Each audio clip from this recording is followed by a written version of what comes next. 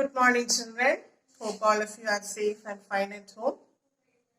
Let's move on to our physics session. Today we have to study what is mutual induction. So last class we were studying about electromagnetic induction, AC generator, DC generator, isn't it? Now we will move on to mutual induction. So in the figure you can see a soft iron core.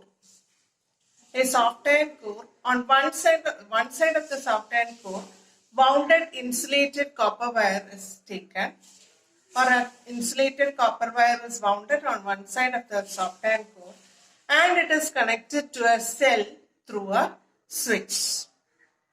And on the other side of the soft iron core, another insulated coil is wounded and it is connected to a bulb. So, in the first coil, that is one end of the soft iron core, there is an insulated copper wire connected to a cell through a switch. And on the other end of the soft iron core, there is a copper wire that is connected to a bulb. Now, let us see what happens when the switch is on one of the insulated copper wire. When the switch is on, you can see the bulb glows on the second coil. Understood? When the switch is on, the bulb at first glows and then it goes off. And when the switch is off also, the bulb glows and it goes off. So that is a very funnier thing. When the switch is on, the bulb glows and then goes off. And when the switch is off also, the bulb glows and then it goes off. What happens here? So what happens here is, see, when the switch is on in the first circuit, there is a magnetic flux change in the first circuit, or that we have studied in electromagnetic induction, isn't it? When the switch is on, what happens? The magnetic flux at once it changes. So in this changing magnetic flux, the second coil is situated. So when the switch is on, the magnetic flux linked with the first coil changes, and in this changing magnetic field, the second coil is situated. So according to electromagnetic induction, a current is induced in the second coil. That induced current makes the bulb glow. Understood? So when the switch is on, at that moment a magnetic flux is changed that induces a current in the second coil, and thus the bulb glows. When the switch is kept on, there is no change in magnetic flux, so there will be no current in the second coil and the bulb goes off. Understood? Then what is the case when the switch is off? When the switch is off also, there is a sudden change in the magnetic flux. The magnetic flux goes up. That is, there is a sudden change in the magnetic flux which results in an induced EMF in the second coil.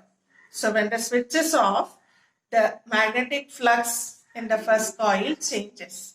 As a result, what happens? An induced current is obtained in the second coil. So the bulb glows and then it goes off. This phenomenon is known as mutual induction.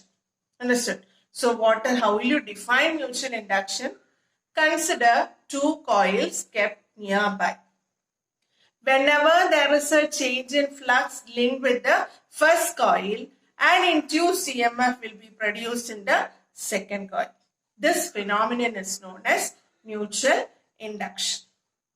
So the coil that is used for producing the magnetic flux, that is the first coil in which a cell and a switch is connected. That coil, when the switch is on, it produces a magnetic flux, isn't it? So the coil which produces a magnetic flux for the induced EMF is known as the primary coil. The coil which produces a varying magnetic field is known as the primary coil, and the coil in which an induced EMF is obtained is known as the secondary coil. Understood? So in this case, in the primary coil, we were applying a direct current. Direct current means we were supplying a cell. So what we studied earlier is that electricity or the EMF obtained from a cell is a steady current. So as a result, when the switch is on, the magnetic flux will get changed and thus an EMF is induced in the second coil. As a result, the bulb glows.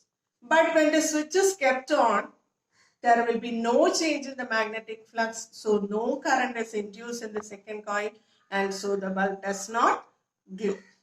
Now, when in the case when the switch is off, also, there is a change in the magnetic flux. So what happens? An induced EMF is produced in the second coil and the bulb glows.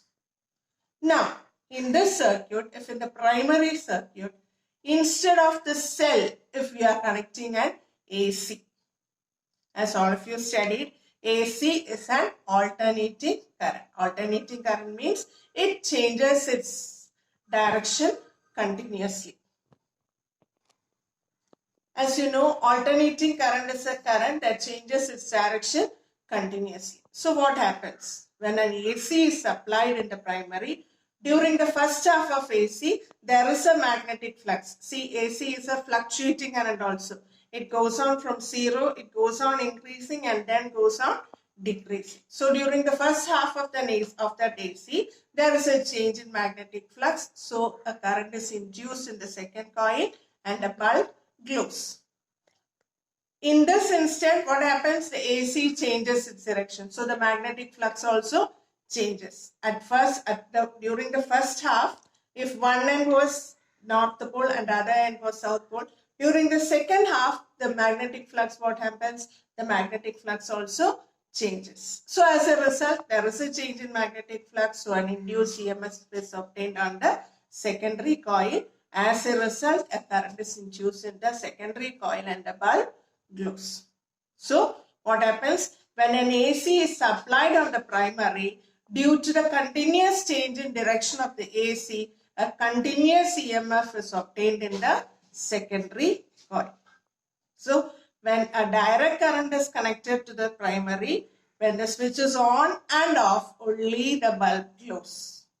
But when an AC is connected in the primary, as long as AC is flowing through that primary, the bulb in the secondary glows, because AC being an alternating current. Alternating current means it changes its direction continuously. As a result, the magnetic flux also changes. As a result, during the whole time, a varying magnetic field will be produced, and in that varying magnetic field, the secondary coil is situated.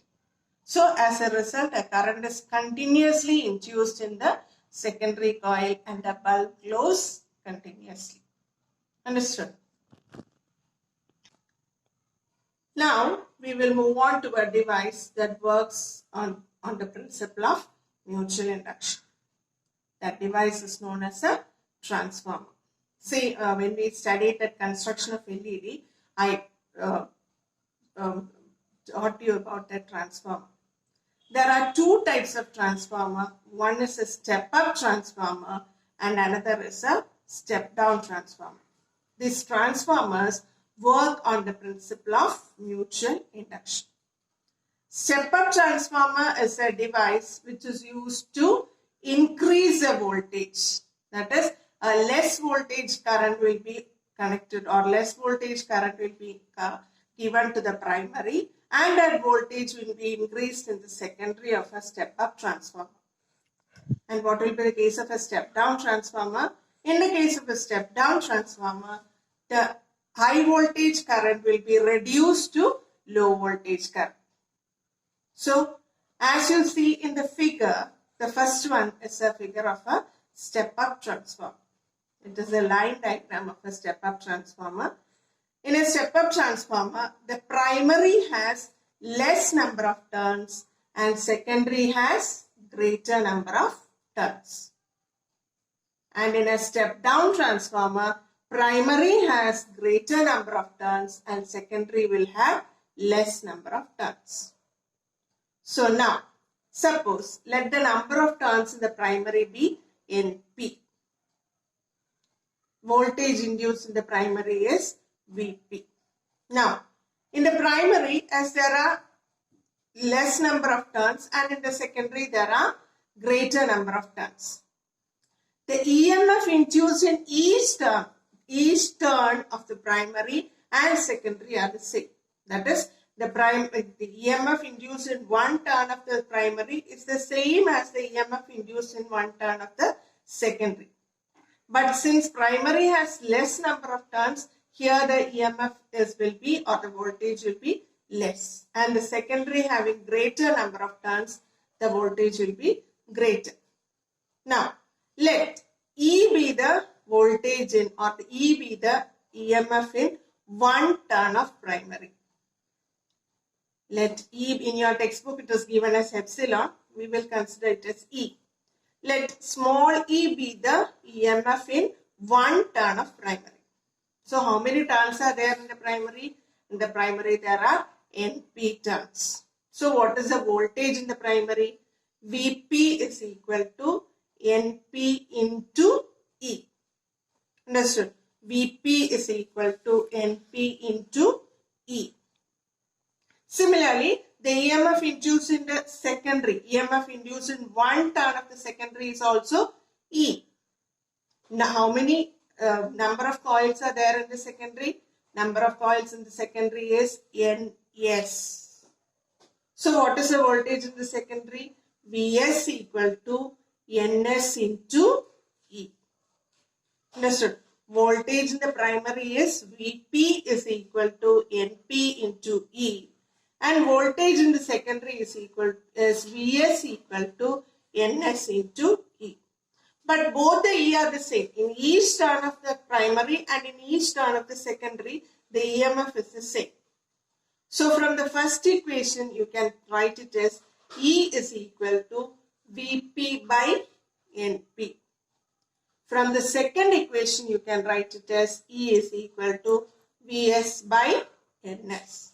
Both the E are the same. So, you can equate it. That is, Vs by Ns equal to Vp by Np. Or, by rearranging, we can write Vs by Vp is equal to Ns by Np.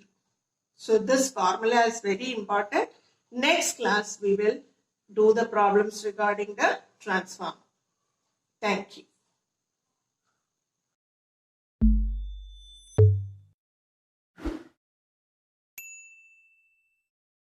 Mutual induction. ഒരു പച്ചിരുമ്പ് കോറിന്റെ ഒരു ഭാഗത്ത് കവചിത ചെമ്പുകമ്പി ചുറ്റി അതിന്റെ അഗ്രങ്ങളെ switch വഴി ബാറ്ററിയുമായി ബന്ധിപ്പിക്കുക. അതേ പച്ചിരുമ്പ് കോറിന്റെ മറ്റേ ഭാഗത്ത് മറ്റൊരു കവചിത ചെമ്പുകമ്പി ചുറ്റുക. അതിന്റെ അഗ്രങ്ങളെ ഒരു ഗാൽവനോമീറ്ററുമായി ബന്ധിപ്പിക്കുക. ഇതിൽ ബാറ്ററി ഘടിപ്പിച്ച സർക്യൂട്ടിനെ പ്രൈമറി ചുരുൾ എന്നും ഗാൽവനോമീറ്റർ ഘടിപ്പിച്ച സർക്യൂട്ടിനെ സെക്കൻഡറി ചുരുൾ എന്നും വിളിക്കാം. ഇവിടെ പ്രൈമറിയും സെക്കൻഡറിയുമായി നേരിട്ട് യാതൊരു ബന്ധവുമില്ല. സ്വിച്ച് ഓൺ ചെയ്താൽ സെക്കൻഡറിയിലെ ഗാൽവനോമീറ്റർ സൂചി ഒരു വശത്തേക്ക് വിഭ്രംശിച്ചതിന് ശേഷം പൂർവ്വസ്ഥിതിയിലെത്തുന്നു.